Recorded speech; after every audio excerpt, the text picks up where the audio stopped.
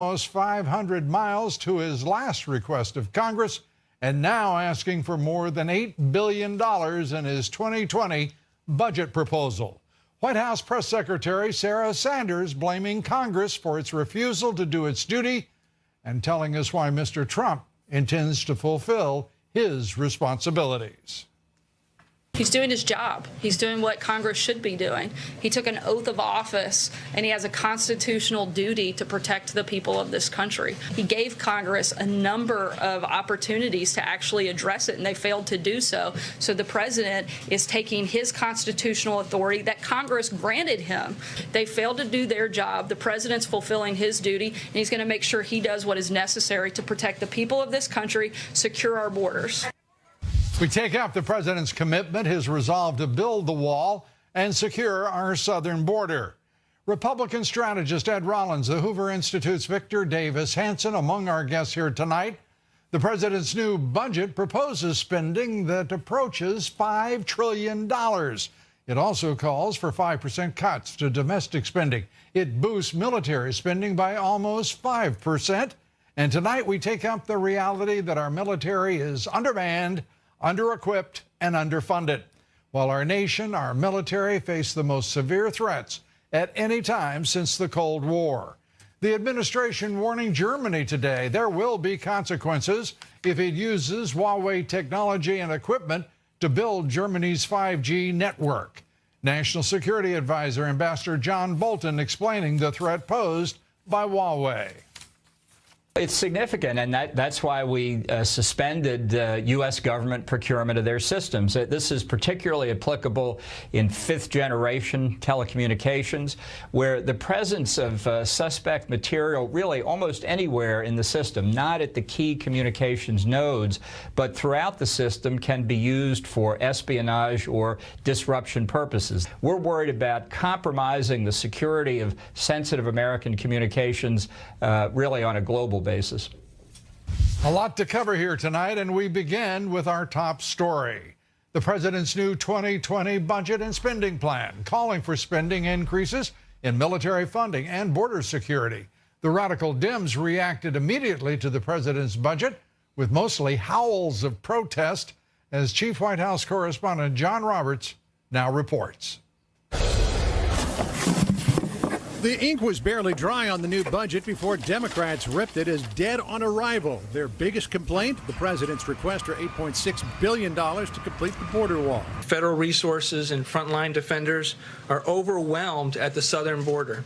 In the fiscal year 2020 budget, provides sizable funding of an $8.6 billion for full completion of the wall. The budget asks for $5 billion for the wall in the DHS budget, another $3.6 billion from the defense and military construction budget.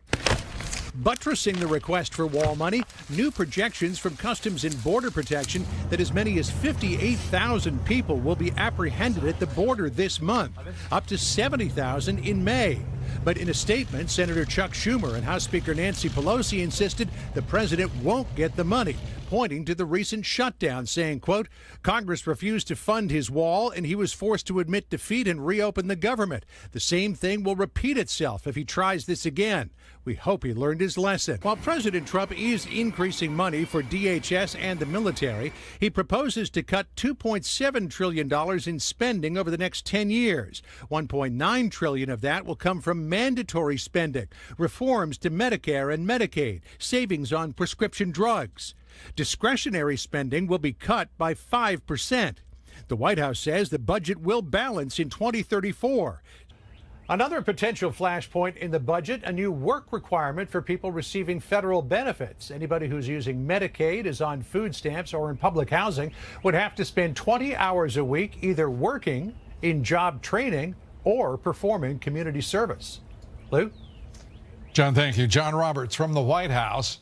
New signs tonight of the Dems in disarray. House Speaker Pelosi telling the Washington Post magazine she doesn't want to impeach President Trump, saying, quote, I don't think we should go down that path because it divides the country and he's just not worth it, end quote. Her comments almost certain to provoke further discussion in what is an already fractured Democratic conference. They spent days in an inter-party dispute over anti-Semitic remarks from radical freshman Congresswoman Ilhan Omar.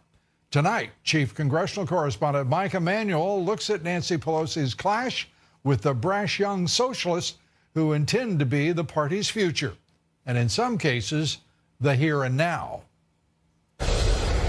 Freshman Congresswoman Alexandria Ocasio-Cortez says since she's trying, she's in charge. So until you do it, I'm the boss. How about that? That makes it a difficult atmosphere for House Speaker Nancy Pelosi to keep her Democratic majority unified. Ocasio-Cortez was once again in the spotlight over the weekend, sounding like she's not happy with the status quo. Where we are is not a good thing. And this idea of like 10% better from garbage shouldn't be what we settle for. Leadership sources say running the House Democrats can be like herding cats, but Pelosi tries to downplay the friction in public. No, it's a joy. It's an invigoration. It's what our founders intended. Elections every 2 years. There's internal grumbling that all the Democrats' trouble comes down to three high-profile freshmen, Representatives Ocasio-Cortez, Ilhan Omar, and Rashida Tlaib. And with social media, it's easy for them to disrupt and distract. The remarks that have been made by a number of Democrats and failed to be called out by Democrat leadership is frankly abhorrent. More moderate members acknowledge some colleagues can take them off message. These are not the priorities of the entire caucus, but how do we maintain focus on our agenda as a whole? The hype about some of the very left ideas, such as the Green New Deal, has put some members in an awkward spot. The caucus actually moved to the center. Now, you wouldn't get that sense watching the media coverage. Behind the scenes, sources say there's been plenty of tension and bickering, and a split at the top, with Speaker Pelosi wanting members to vote no on Republican proposals to undermine her leadership, and her lieutenants Steny Hoyer and Jim Clyburn telling members to vote how they must based on their districts. The House Republican leader says the extreme left has taken over. The Democrat socialist wing of the party controls their own leadership. Pelosi telling the Washington Post she is not in favor of impeaching President Trump, saying he is not worth it. That is likely to put her at odds with some of the high-profile freshmen and even some of her own committee chairs at a time when leading the House caucus has been quite challenging. Lou? Mike, thank you very much. Mike Emanuel reporting from Capitol Hill. Did you ever think you'd hear those words, high-profile freshman congressman? The Dems are definitely in disarray, perhaps a lot worse than that disarray. Joining us tonight, Ed Rollins. And Ed, let's begin with the budget, $4.7 trillion, a mammoth undertaking. Well, I've been around D.C. since 1972. I was in the Nixon administration, and every budget since 1972 has been dead on arrival. So there's nothing new. President puts forth what he thinks is important. The Congress on day one says it's dead on arrival. Doesn't matter whether it's Democrat or Republican. There are two important things here. One is the president's not backed away on his commitment to the wall. That's going to be a priority. He's going to continue to make it a priority, and he's not backing away to the men and women of the Defense Department. He's advocating more money for that, and those are good things, and those are the two things that he stands for, and those are matters of principle. You know, cutting social programs by 5%, that's one thing. Raising military spending by 5%, which is a lot of money, but as far behind as this country is as a result of primarily the Obama, but also the Bush administrations. It's going to take us a while to close that gap with Russia and the Chinese. There's no question, and you know the peace dividend, which Bush and Obama and others benefited from, is not there anymore because obviously the Russians are on the move. The Russians want to rebuild their military. The Chinese are building a very significant military force. Those are the regions of the world we have to have our troops and our military. That costs a lot of money just to have the presence there with carriers and submarines and what have you. Let alone the men, as you very ably, men and women who serve this country, who are in really weakened positions from where they were 2 years ago, 5 years ago, 10 years ago. Yeah, we owe them that, but we owe ourselves that for the protection of this nation, the American people. And this president has been leading on this issue from the very moment he said he was running for president. It is going to be a tough battle no matter what, because the radical Dems representing the Obama view of strategic patience and passivity. So it's going to be interesting. Thanks so much. Thank you. Appreciate it. Ed Rollins. We'll have much more from Ed on the radical left, and by the way, the border wall as well. That's coming up. But still ahead, making the case for President Trump, author Victor Davis Hanson joins me tonight.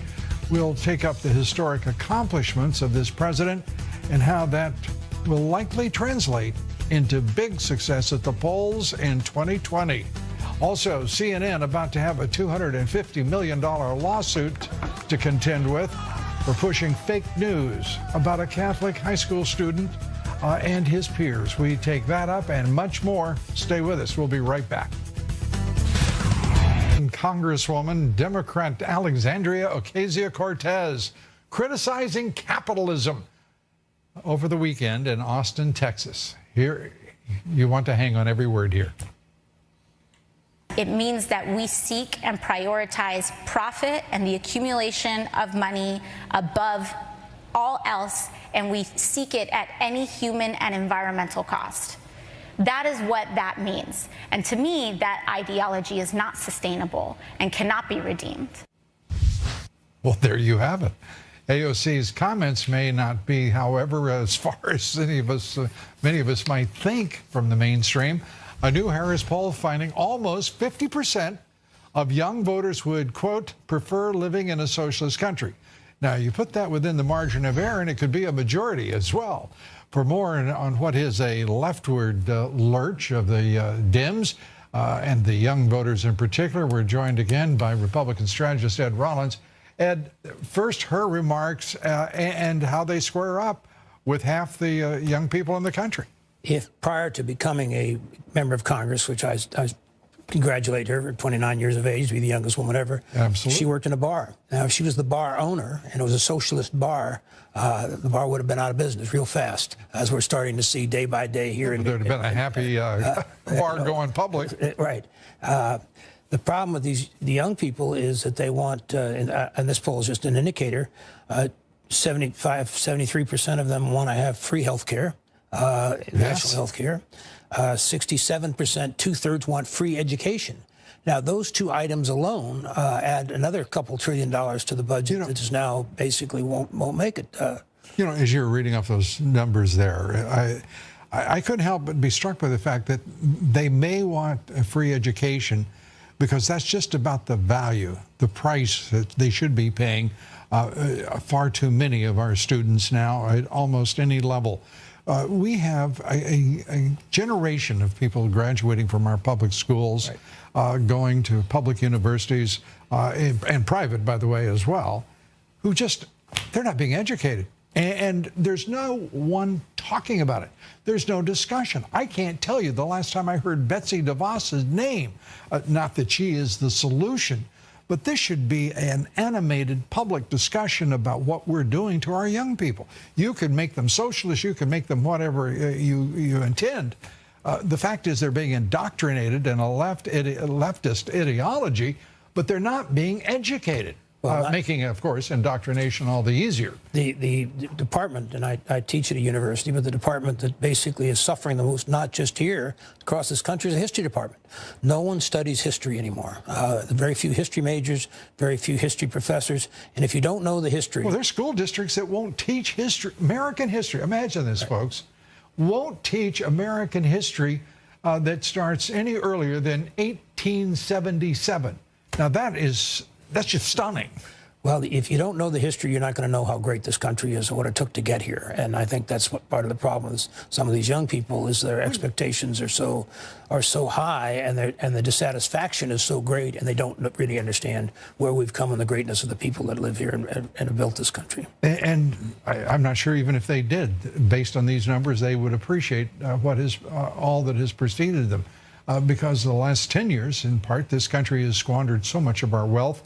It's made their lives and their generation, it's going to be a much more difficult road. Your reaction to Pelosi making the decision that there will be no impeachment? Well, I think it's a smart political move on her part. She's never going to be able to implement it, though, because I think the reality is the young Democrats want impeachment. But from a purely big picture, you don't want to waste the next 2 years in impeachment. You're saying she's not strong enough as Speaker to stop this? She's not going to be able to stop this. And the reality is, unless the Mueller report, which should be just a clean slate, nothing in it. There's going to be too much pressure to do something. And my sense is there's other forms. You're judging it to be a political document that's going to be a venomous attack on the president. I think they'll make it into a venomous attack on the president. They do it now. Who's they? The Democrats, without any facts or figures or what have you. And they will sit there and hold their hearings just as they did with the 3 days or 4 days of Cohen. They were going to, every single day, they're going to go out after this president's family, and any supporters of this president. And they're going to spend the next 2 years doing that, and they will pay a price in the midterm in the presidential elections. If the Republican Party doesn't learn to fight back, they might as well just they don't know how to fight. Turn over whatever money's left and say to whomever follows, they don't know. Create a political party. There's a few fighters, but the vast majority don't want to fight, don't want to be. Feel it's. Well, I mean, you've got another Paul Ryan in Kevin McCarthy. He's out there making all this, these soft speeches and remarks. Nothing is happening over in the Senate. Mitch McConnell has done well on judges, but he is not playing hardball. He is not playing tough. And it's not always clear exactly who he thinks the president of the United States is. Ed Rollins, thank you, sir. Just one last thing. He Yes, sir. He has to understand the president is more popular in Kentucky, and he's up for re-election in 2 years than he is. So he better hang on to this president's shirt tails if he wants to get re-elected again. Ed Rollins with some counsel for the estimable Senate Majority Leader. Thank you, Ed. Thank you. We'd like to hear your thoughts on all of this. Share your comments. Follow me on Twitter at Lou Dobbs. Like me on Facebook. Follow me on Instagram. Lou Dobbs Tonight.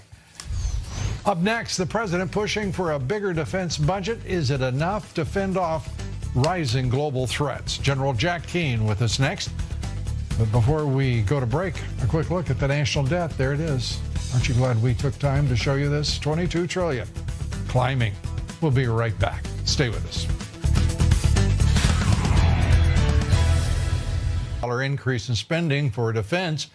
This as our military stands in something of dire straits, losing more than 800,000 service members since America's 1975 drawdown in Vietnam. Recent Department of Defense numbers show our Air Force has just 71% of aircraft that are still mission capable. Think of that. Only 71%.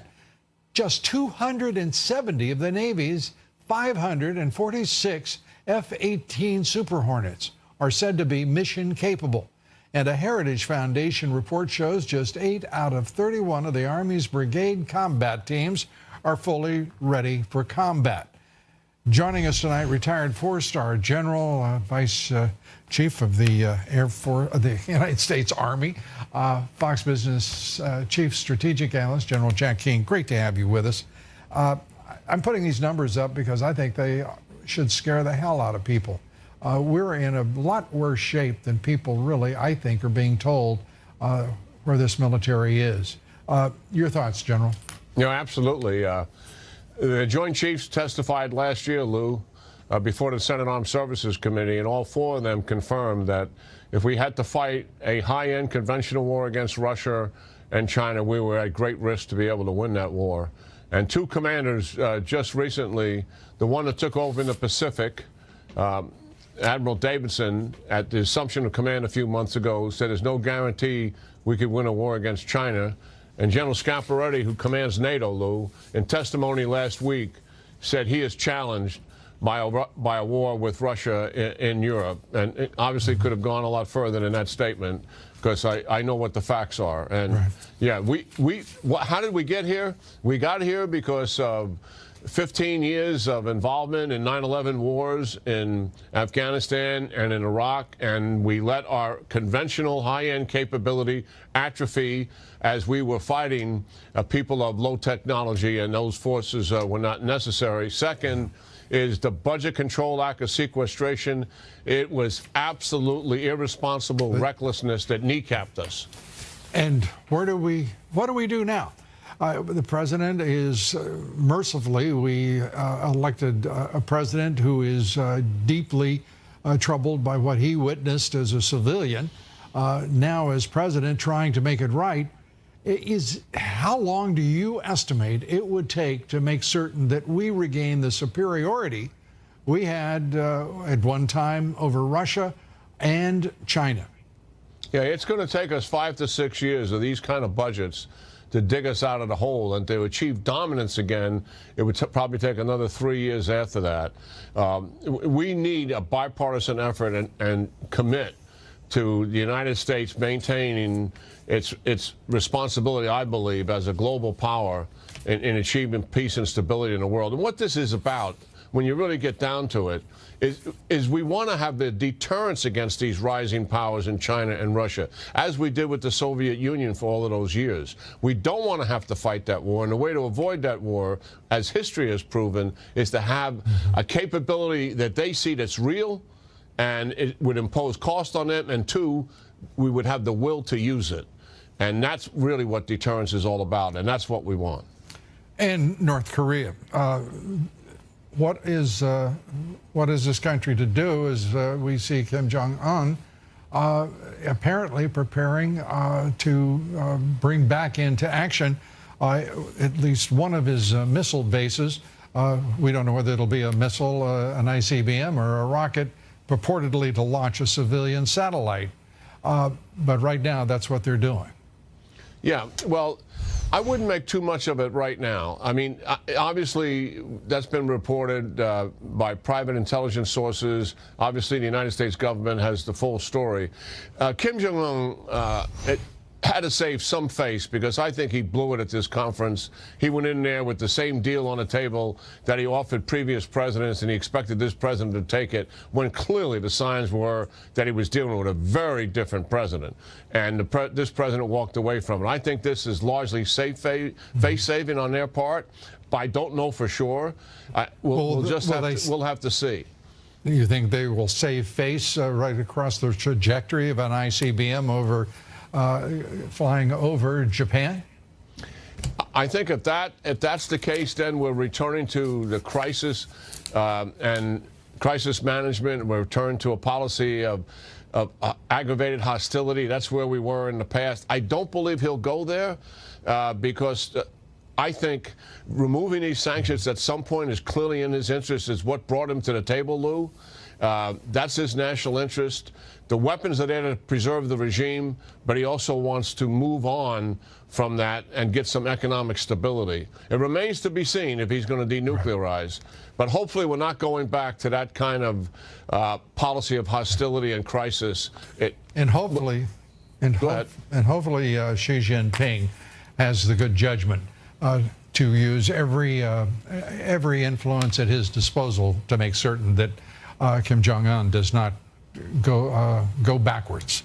General, good to have you with us as always. Appreciate it. Jack Keane. Yeah, good talking, Lou. One of two women accused of killing North Korean leader Kim Jong-un's half-brother has been freed after 2 years in prison. Malaysian prosecutors unexpectedly dropped all murder charges against her. The woman and her Vietnamese co-defendant were caught on video smearing a nerve agent on the face of Kim's half-brother. Both said they thought they were taking part in a prank for a TV show. They were not. Up next, border officials bracing for a record number of illegal immigrants to cross into our country. Also, our next guest says President Trump is the only one standing between the United States and socialism. Author Victor Davis Hanson joins me right after these quick messages. Please stay with us.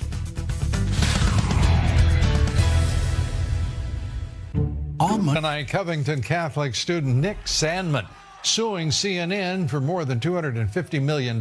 Sandman's attorney telling Fox News the lawsuit seeks to remedy what he calls CNN's vicious and direct attacks on the young man. China, Indonesia, and Ethiopia have grounded their Boeing 737 MAX 8 aircraft. This comes just a day after that model crashed in Ethiopia, killing all 157 people aboard, the second deadly crash since October for that aircraft. Customs and Border Protection expecting 178,000 illegal immigrants to enter this country between now and May. Only 46,000 entered at the same period a year ago. President Trump tweeting on the Senate's upcoming vote on the national emergency. He said this, quote, Republican senators have a very easy vote this week. It is about border security and the wall, stopping crime, drugs, etc., not constitutionality and precedent. It's an 80% positive issue. The Dems are 100% united as usual on a 20% issue, open borders and crime. Get tough, ours.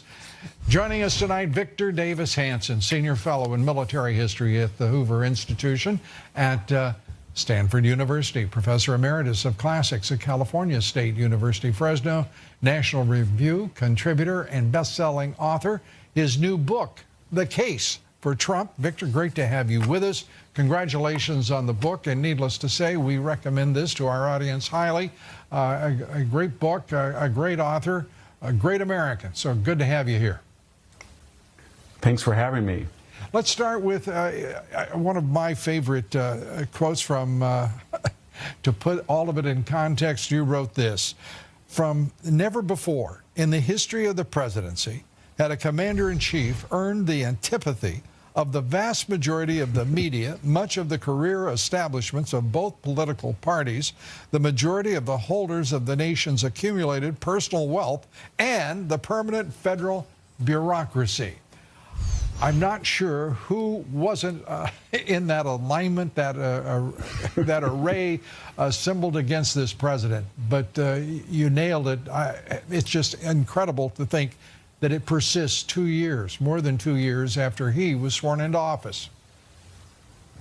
Yeah, I think, you know, for a guy who was supposed to be a renegade, 80% of his message was sort of standard conservatism, deregulation, tax reduction, more energy production. But 4 or 5 of those issues that you and I probably agree on, that you had to have sovereignty, and that meant you had to close the border, you had to address China in a way that no party had done before, their assumed trajectory to world hegemony, and then that the interior of the country was not to be written off. It wasn't just deindustrialized or a wasteland. It could be recouped.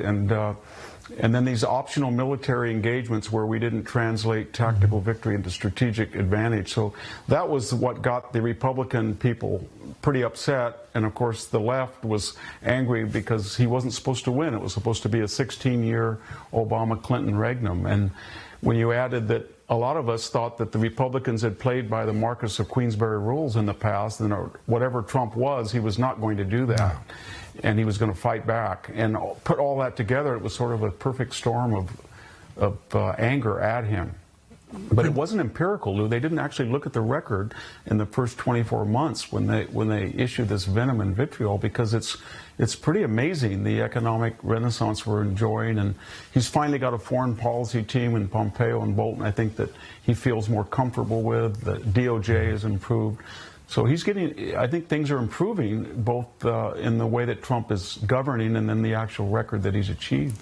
Yeah, I think you have to go back somewhere to, as a military historian, whether you agree or not, I would like to hear your thoughts. He stands as resolute and determined as any wartime general, I think, in the country's history against what is an assault from every quarter, from every direction, that is sustained, relentless, and vicious. And he does not show one sign, as far as I've been able to detect, that he is in any way weakened, that he is in any way distracted from what he sees as his agenda and the direction he will take this country. I think you're right. He's almost a Nietzschean figure that whatever doesn't kill him makes him stronger, because we've never seen anybody that has, you know, just think of it. They sued on they meaning the opposition and the deep state, they sued on the voting machines, the emoluments lack. They tried to get him on the 25th Amendment. They tried to warp the Electoral College. Boy, they went after him with the Mueller, and now we had a Cohen testimony. We've had that assassination chic talk from celebrities about how to dismember him or kill him or blow him up or decapitate him.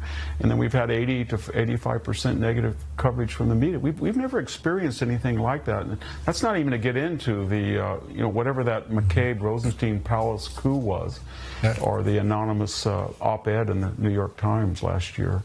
It's unprecedented. And I can't imagine any president how any one of them would have reacted in the midst of what is obviously a fifth column within his own administration, within his own White House, working every day to undercut him, to subvert him, to block his agenda, to obstruct, to resist, along with all of the others outside, outside those walls. Yeah, I think that's a really good point. And there's also this historical ignorance. So we don't know history much anymore, but Trump's first 2 years are well within the parameters of presidential comportment. I don't think any of these critics have any idea what we know now about LBJ in the White House, or JFK in the White House, not to mention Bill Clinton, or even Harry Truman or FDR. They were blunt. Some of them conducted affairs with women.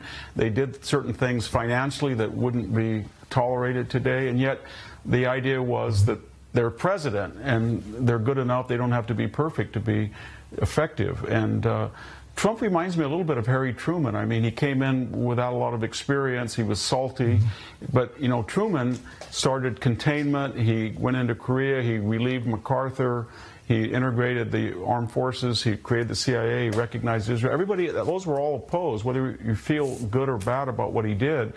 They were highly controversial, and he just said, "Give it, the buck stops here, and give him hell, Harry."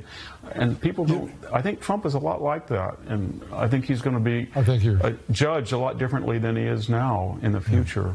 Yeah, I think you're right, and you know, it's interesting. You don't hear anyone saying now, "Oh, my clucking away." Oh my goodness, he should be more presidential.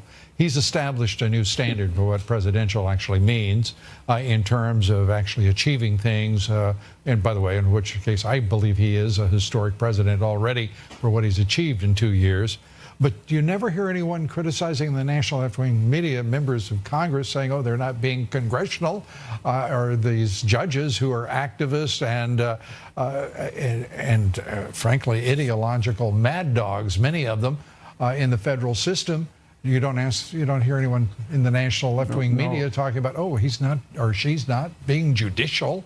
No, this president has set his own standard for presidential. I think we also have to recalibrate both what constitutes qualifications. We had this idea that you had to be in the experience with the Brookings or Hoover Institution or Council on Foreign Relations or a particular degree. And that wasn't really the expertise that really is successful in the real world. That was one thing. And then he almost redefined morality. I think it's a moral act to get 3% GDP or to get minority unemployment to record lows. That affects millions of lives, and that's a moral act in a way that people who were supposedly sober and judicious couldn't do it. And that affected millions of people when the economy stalled. And to use your word, Homeric, is that correct? Would you put him in that league? No, I'm not going to push that. Yeah, I think. I'm sorry, Victor. Go ahead. I think so.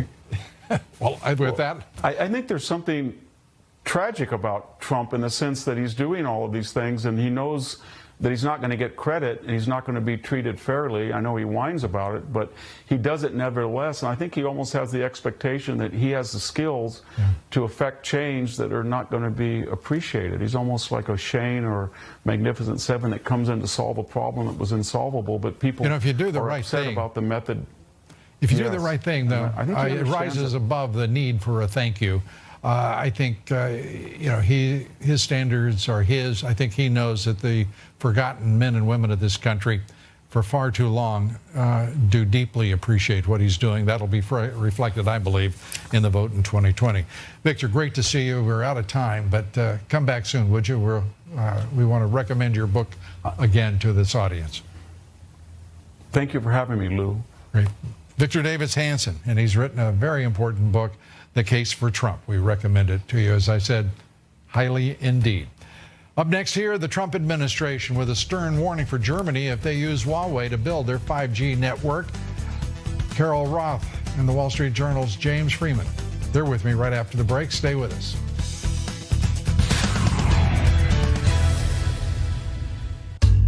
It's tough to quit quit smoking.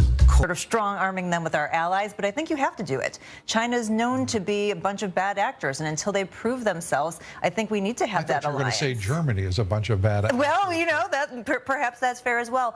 I would have loved to see them take this approach on the IP side, so not just the cybersecurity, but I'd like to see that same kind of alliance on the IP side. China's filing all of these patents. They're trying to be a world leader. So why not say we're going to go together with Germany and some of our other allies and say we're not going to enforce your IP unless you're willing to do it. So I like the idea of getting together with our allies and putting some pressure on them. James, what do you think? Well, I think if you want to get Huawei out of that business with our allies, you have to put a lot of pressure on because they are offering a very cheap solution. And I think it's tempting, especially to a country like Germany that has not built out its broadband internet networks the way we have. It's a quick way, a cheap way to get a very high-tech network in place. And a bunch of viruses, too. It's interesting. There are two countries involved now in this, Germany and China. China is carrying out a mercantilist trading philosophy that is without question putting the United States in position, if they had their way, of being a future colony of China. They're demanding that they will do something nice for us. They'll take our agrarian products, as many as they possibly can use. Germany has been carrying out a mercantilist trading policy for decades now, and we have suffered through it. It is really an interesting position. The president is the first president to point out that we were absolutely squandering wealth and opportunity and economic growth as a result of those two trading partners. And it's stunning that he still has to lecture people about the problem. Well, I think because it's so difficult to do. I think everybody in this country is looking for an easy solution. If you look at a country like China, this is a fun... Who are these snowflakes you're talking about? Apparently everybody, Lou. Apparently everybody is a snowflake. And this is a remarkable stand. If he can get just a fraction of what he's trying to get done, this will be historical because it will change the way that China is doing business in the world. And by the way, if he doesn't get it done, it'll be historic in another way, James. The United States as we know it won't exist. Will it? Well, I would put Germany and China into very different categories, but with the China negotiation... Look at their trade surpluses and see if you still would do that. Well, look, it's the difference between a free country, a free economy, and a dictatorship running a controlled economy. And that's why that dictatorship in Beijing is going to be very difficult to get a deal with. I think if they don't... I'm loving this. The Wall Street Journal is acknowledging that China is a communist state. Is that a correct... 100% true.